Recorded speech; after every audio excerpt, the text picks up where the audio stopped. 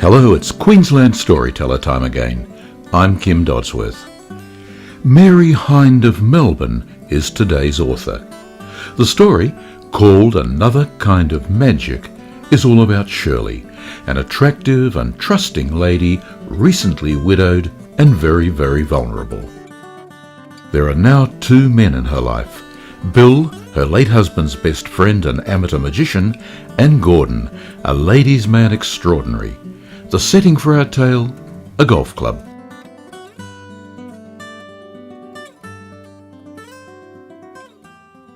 The only reason Shirley had agreed to play the part of glamorous assistant to Mystic the Magician, alias her late husband's best friend Bill, was for charity night at the golf club. At least that's what she kept telling herself.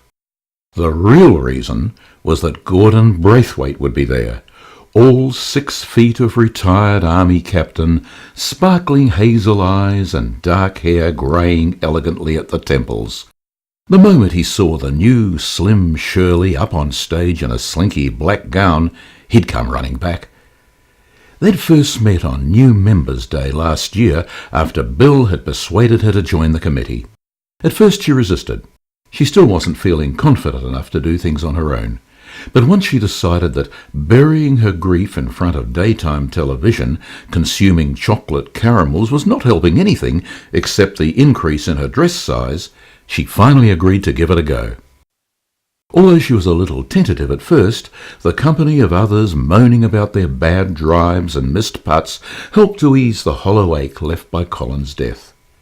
When Gordon literally bumped into her during a new member's morning tea, he sent her vanilla slice flying. As they both bent down to clear up the mess, their eyes met.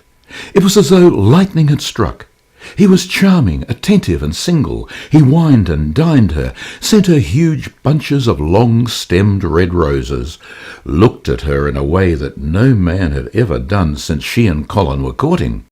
Before she knew what was happening, she'd fallen in love, and when Gordon's house unexpectedly needed some major renovations, she naturally invited him to move in with her. Although he made a great show of not wanting to impose, of being pretty self-sufficient after a lifetime in the army, he finally caved in, unable to resist her womanly stratagems, as he put it, with a devastatingly devilish wink. It was idyllic having someone next to her in bed again when she woke up in the morning. Someone other than herself to cook and clean for.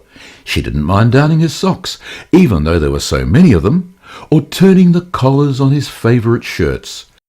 Every Friday she made his favourite steak and kidney pie, even though it was a dish she disliked herself. It didn't matter, just so long as Gordon was happy. The weeks flew by in a dreamy haze until that terrible day. She'd returned from the dry cleaners with Gordon's best blazer and fawn pants. She'd had to take a detour via the supermarket for a packet of Gordon's favourite chocolate biscuits. This week it was shortbread with real butter.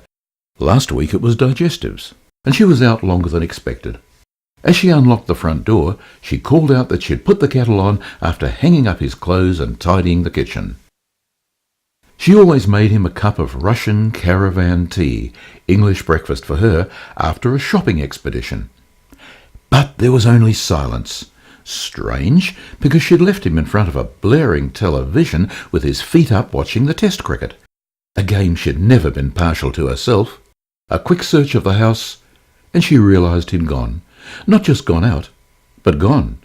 His mended clothes, his toothbrush, everything, including the bottle of expensive Shiraz he'd bought himself — she didn't drink red — to accompany the next steak and kidney dinner.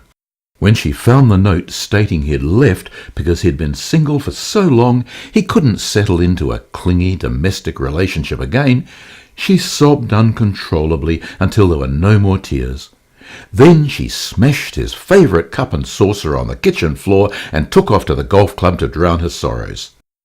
But as she stalked into the Spike Bar, she caught sight of him in a dimly lit corner with Grace Lomax, ladies' captain and former catwalk model, clamped to him like a designer-dressed leech.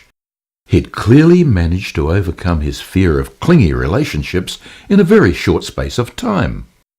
Well, If he was shallow enough to give up home cooking and expertly mended clothes for a woman as thin as a stick of celery, she was better off forgetting him. She bolted out of the club and vowed never to darken the fairways again. Back at home, she buried her sorrows once again in chocolate caramels and daytime television, praying amnesia would set in. But it didn't. How could she forget a man who'd so callously broken her heart?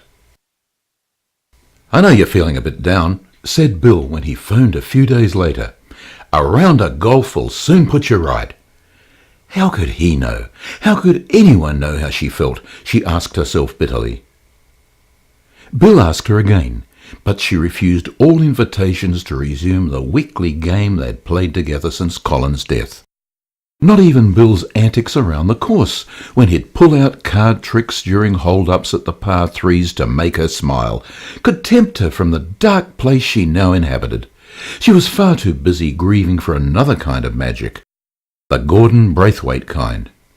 Then one day, Bill was on the phone again, interrupting her daily dose of Oprah repeats. "And for the finale, all you have to do is step inside the magic chamber and I'll make you disappear," he chuckled.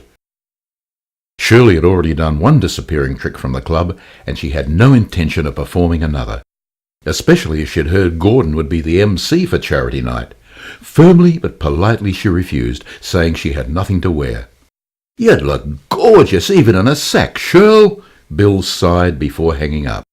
A sack was all that would fit now, thanks to you-know-who, she thought bleakly, popping 2 chewy chocolate caramels into her mouth at once. As she focused her teary gaze back on the TV screen, she watched some vaguely familiar blimp of a woman in the throes of a relationship-saving makeover. Suddenly, the caramels tasted like cold cabbage. She heaved herself off the couch and stumbled to the nearest mirror. Help! She was that blimp.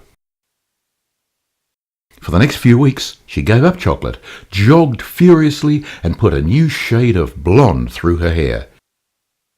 Finally, she felt ready to work some magic of her own and offered Bill her services as assistant to Mystic the Magician at the charity night show. She intended to get Gordon back from the clutches of Grace Lomax, even if it killed her. "You all right, Shirl?" frowned Bill as they waited in the wings. "You lost a lot of weight." "I'm fine, thanks," she replied, straining to hear the sound of Gordon's voice above her pounding heart. If Bill had noticed the new svelte Shirley, then surely Gordon would too. They stepped onto the makeshift stage from where she could see Grace Lomax, man-stealer, sitting at the top table. In spite of her Chanel clutch bag and Versace frock, she didn't seem her usual confident superior self. In fact, she looked downright pinched and sullen. But where was Gordon? Why wasn't he emceeing? Shirley's heart sank. This whole exercise was pointless without him. She felt like walking out, but a gentle reminder from Bill to break a leg, and she had to carry on, performing her role as if on autopilot. Oh, the relief when the disappearing trick was over.